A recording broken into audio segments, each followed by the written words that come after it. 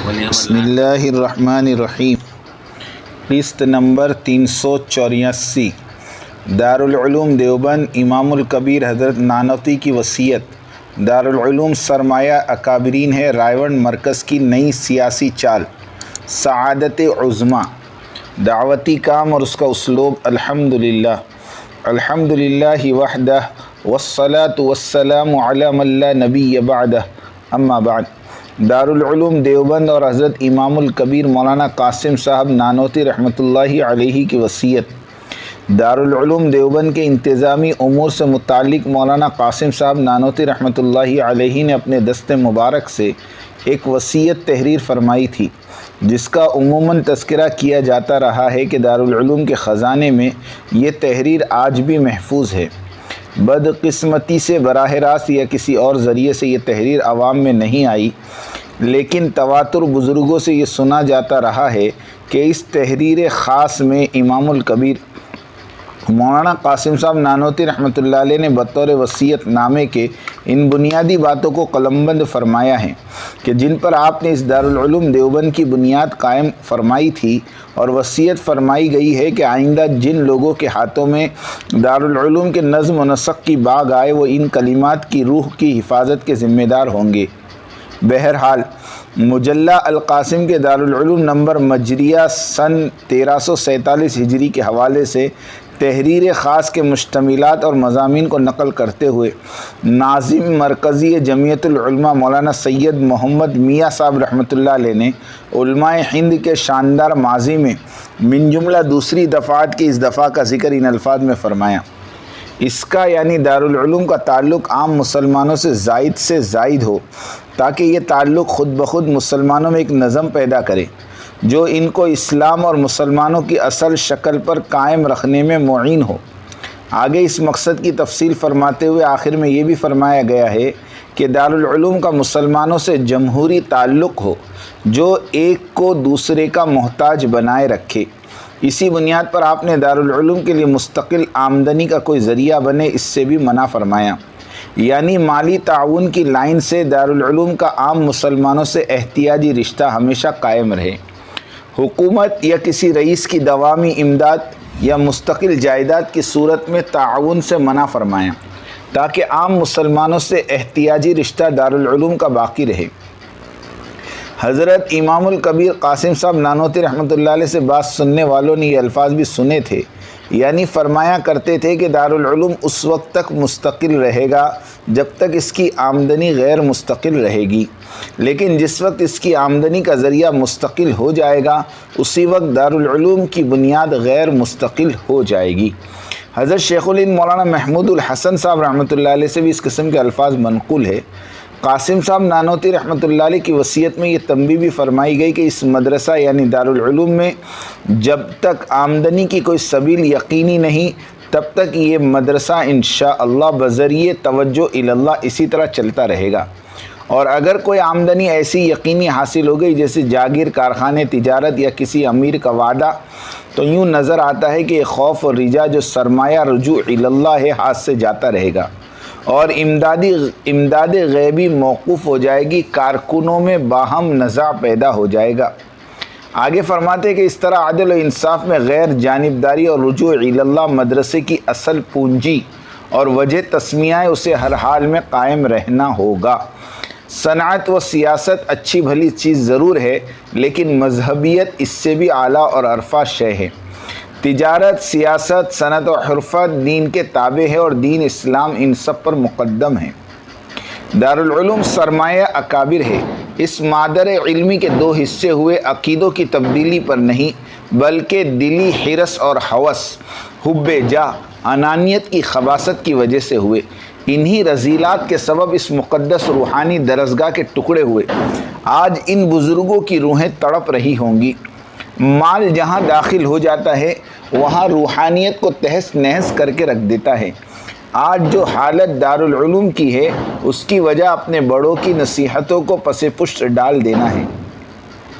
مالی محبت اور جانداری، یہی دونوں چیزیں مفتی ابوالقاسم صاحب کو دوہری پالیسی اختیار کرنے پر مجبور کر دیا۔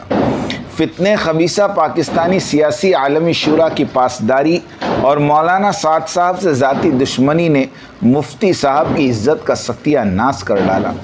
ساری دنیا مفتی صاحب کو دیکھ رہی ہے اور سن رہی ہے اور پہچان بھی گئی ہے۔ ہمیں مولانا ارشد مدنی صاحب سے کوئی سروکار نہیں، اس لیے کہ وہ حضرت نانوتی کے مدرسے کے منصب اہتمام پر فائق نہیں، وہ تو ایک سیاسی شخصیت ہے۔ اور ویسے تجربے کار لوگوں نے فرمایا کہ 3 آدمیوں کی باتوں کا اور ان کی قسموں کا اور ان کے وعدوں کا کوئی اعتبار نہیں۔ نمبر 1 سیاسی لیڈر، نمبر 2 قانونی بیرسٹر اور نمبر 3 تعمیراتی بلڈر۔ ہمیں تو گلہ مفتی ابوالقاسم صاحب سے ہیں۔ ہم سمجھتے ہیں کہ یہ کوئی معمولی غلطی نہیں، اور یہ بھی جانتے ہیں کہ ضرور اس غلطی کو کروانے کے لیے کوئی روپوش طاقت آپ کے پیچھے پڑی ہے۔ ابھی وقت نہیں چلا گیا، خدا را بتلاؤ تو صحیح وہ کون لوگ ہیں اور کیوں آپ کو یہ کرنے پر مجبور کر رہے ہیں؟ کیوں دارالعلوم کا وقار مجروح کیا؟ کیا مادر علمی کا تقدس ہماری عزت نفس سے گئی گزری ہے؟ آپ کو ان ساری باتوں کا جواب دینا ہوگا۔ آپ اور مولانا ارشد مدنی نے دارالعلوم کی عزت اور حشمت کی دھجیاں بکھیر کے رکھ دی۔ کیوں اپنے اعلامیہ میں قسمیں کھا کر فرمایا کہ بنگلہ دیشی ہوم منسٹر کو خط نہیں بھیجا؟ کیوں قسمیں کھانی پڑی؟ کیوں لاکھوں تبلیغی بھائیوں کے جذبات کو روندا گیا؟ ان سب کے باوجود محتمیم کی مقدس مسند پر، جس پر حضرت نانوتی اور گنگوئی اور حسین احمد مدنی رحمہم اللہ اجمعین جیسی پاکیزہ روحیں بیٹھا کرتی تھی، کیا ابھی بھی آپ خود کو اس قابل سمجھتے ہیں کہ آپ محتمیم پر قرار اور گامزن رہیں؟ سچ فرمایا تھا حضرت علی میاں ندوی علیہ الرحمہ نے کہ تم ہر تحریک سے الجھ جاؤ تو کوئی بات نہیں، مگر بھولے سے بھی تبلیغ اور اس کے مرکز سے نہ الجھنا۔ یہ دعوتی محنت ایک ایسا پہاڑ ہے کہ اس پہ سر مارو تو خود کا سر پھٹے گا، تبلیغ کا اور ان کے مرکز کا کچھ نہیں بگڑے گا، اس لیے کہ یہ 100% مطیع لوگوں کا ٹولہ ہے، اور اس ٹولے کا اللہ نگہبان ہے، اور جس کا نگہبان اللہ ہو اس کا کوئی کچھ بگاڑ نہیں سکتا۔ اس لیے ان کی تحریک 1000% اخلاص پر مبنی ہے۔ بڑے پرچہ ہاتھ میں تھما دیتے ہیں کہ وہاں جماعت لے کر چلے جاؤ، تو کوئی پلٹ کر پوچھتا بھی نہیں کہ ہم وہاں کیوں جائے۔ حضرت مفتی صاحب حالات کو درست فرمائیں، سب کو قریب کرے، بڑوں کے نقش و قدم پر چلنے کے سوا کوئی چارہ نہیں۔ اب بھی وقت ہے، اپنی ویب سائٹ سے مرکز نظام الدین اور امیر محترم مولانا سعد صاحب سے متعلق فائل کو ڈیلیٹ کر دیں اور شرعیت والوں کے خلاف فتویٰ جاری کر دیں کہ یہ لوگ دارالعلوم کی آڑ میں فساد پھیلاتے پھرتے ہیں۔ رائے ون مرکز کی نئی سیاسی چال، پہلی چال یہ چلی گئی کہ تبلیغ کے پرانوں کے اسفار سے شرعیت کو مستحکم کرے، یہ چال ناکام ہو گئی۔ دوسری چال یہ چلی کہ علماء اور مشہور زمانے مقررین کے تقریروں کے ذریعے شرعیت کو مضبوط کرنے کی مساعی ہوئی، یہ دوسری چال بھی فیل ہو گئی۔ اب تیسری چال شوبیز اور میڈیا والوں کے استعمال کی ہے۔ اس کی پہلی کڑی بھائی سعید انور کا UK کا سفر ہے۔ آج دوسرا دن ہے، بیانات کرائے جا رہے ہیں۔ بھائی سعید نے بڑی محنت سے لوگوں کے دلوں میں اپنی محبت پیدا کی تھی، لیکن یہ بات طے شدہ ہے کہ اس فتنے خبیثہ پاکستانی سیاسی عالمی شورا کی بیل جس درخت پر بھی پڑتی ہے اسے سکھا کر رکھ دیتی ہے۔ سب میڈیا کے ہیرو زیرو بنا دیے گئے، اب ایک آخری ساتھی بھائی سعید انور باقی رہ گیا تھا۔ اس شورا والی بیل اس پر بھی چڑھا دی گئی۔ اس کا بھی وہی حشر ہوگا جو مولانا طارق جمیل صاحب، نعیم بٹ، مولوی خورشید، ڈاکٹر امجد صاحب وغیرہ کا ہوا تھا۔ ہمیں دکھ اس بات کا رہتا ہے کہ ہمارے قلم کی ضد میں ہمارے اپنے ہی کیوں آ جاتے ہیں۔ میوات کا گمنام اجتماع ہوا، کوئی اشتہار نہیں، کوئی پوسٹر نہیں، اور دعا کے وقت 20 لاکھ کا مجموعہ موجود تھا۔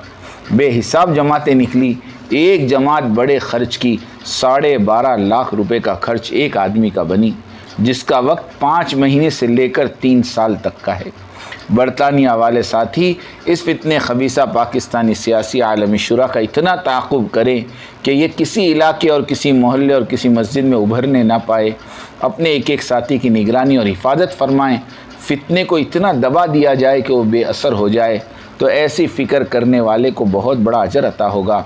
حضرت جی مولانا انعام الحسن صاحب رحمۃ اللہ علیہ فرماتے تھے کہ اس ترتیب پر محنت کرنے والا کتب کے درجے تک پہنچا دیا جاتا ہے۔ سعادت عظما کتاب منتخب احادیث تبلیغ کے اساسی اصول 6 باتوں کو قرآن اور احادیث مبارکہ کی روشنی میں بیان کرنے کی تاکید کی گئی تھی۔ اس کے لیے حضرت جی مولانا سعد صاحب نے امیر ثانی اور محدث جلیل حضرت مولانا محمد یوسف صاحب رحمۃ اللہ علیہ کی کتاب منتخب احادیث کو ایڈٹ کیا اور بزبان اردو اس کا ترجمہ کروایا۔ یہی وہ پہلا کام ہے جس نے حضرت مولانا محمد سعد صاحب کو اور کام کے بعد پرانوں کے درمیان خلش پیدا کر دی۔ پرانوں نے اللہ معلوم کیوں مشورے کی آڑ لے کر منتخب کا انکار کیا، حالانکہ مشورہ حق کی تائید کا نام ہے، نہ کہ حق کے انکار کا یا ویٹو استعمال کرنے کا۔ حضرت علی رضی اللہ تعالی عنہ نے اسی طرح کے ایک موقع پر غضبناک ہو کر فرمایا تھا، کلام تو حق ہے مگر مقصد باطل کی تائید ہے۔ کھول تو بڑا خوبصورت ہے پر اندر کچھ اور ہے۔ دوسری طرف فتنہ خبیثہ پاکستانی سیاسی عالمی شورا کے چند پرانے حضرات کے سوا ساری دنیا کے عوام، خواص، علماء، طلباء، اپنے پرائے سبھوں نے اس ایمانی اور واضح بات کو قبول کر لیا، اور آج کتاب دنیا کے بیشتر ممالک میں پڑھی اور پڑھائی جا رہی ہے۔ نہ جانے کتنی زبانوں میں اس کے ترجمے شائع ہو گئے، اور بفضل الہی کتاب کو وہ حق مل گیا جس کی وہ مستحق تھی۔ کتاب حدیث منتخب سے اختلاف کرنے والے بتلائیں 15 سال میں اس کتاب سے دعوتی کام کو کیا نقصان پہنچا، اور کون سا اعتزال عن الجمہور یعنی مسلک جمہور سے دوری لازم آ گئی۔ اللہ تعالیٰ دعوت و تبلیغ کی اجتماعیت کی اپنی قدرت سے حفظ فرمائیں، آمین۔ وآخر دعوانا ان الحمد للہ۔ یہ بات توجہ سننی پڑے گی، بہت توجہ سننی پڑے گی۔ تم بات کو غلط مطلب نکالو گے اپنے ذہن سے، اور میرے ذہن میں جو مطلب ہے اس پہ غور نہیں کرو گے۔ یہ بڑی مصیبت ہے اس زمانے میں۔ بجائے جو میں چاہتا ہوں اس طرف توجہ کرنے کے، اپنے دماغ میں جو کچھ لیے بیٹھے ہو اس کو غلط رخ پر لے جاؤ گے۔ سنو غور سے۔ بات کو سمجھنے کے لیے سب سے پہلے آدمی اپنے ذہن کو اور اپنے برتن کو اعتراض اور تردد اور اشکال سے خالی کرے، اس لیے کہ اگر کسی بات کو بھی مفہوم مخالف اور کسی بات کو بھی کسی دوسرے عمل کی تردید یا اس کی تنقیص یا اس کی افادیت کو کم سمجھنے کے سوء ظن کے ساتھ سنا گیا، نفع کی باتوں سے نقصان ہونا یقینی ہے۔ اس لیے سب سے پہلے ہم اس کی نیت کریں، پوری بات سنیں گے، آگے پوری بات نقل کریں گے۔ آدھی سننا یہ بھی دین دعوت کے لیے ناقص، اور آدھی بات کا نقل کرنا یہ تو بڑے فساد کا ذریعہ ہے۔ اس لیے بہت توجہ کے ساتھ بات سننی ہے۔ اور اگر آپ نے ابھی تک ہمارا چینل سبسکرائب نہیں کیا تو فوراً سبسکرائب کیجئے، ساتھ ہی بیل آئیکن پر کلک کریں تاکہ مزید آنے والی ویڈیو ہیں وہ آپ کو وقت پر ملتی رہیں۔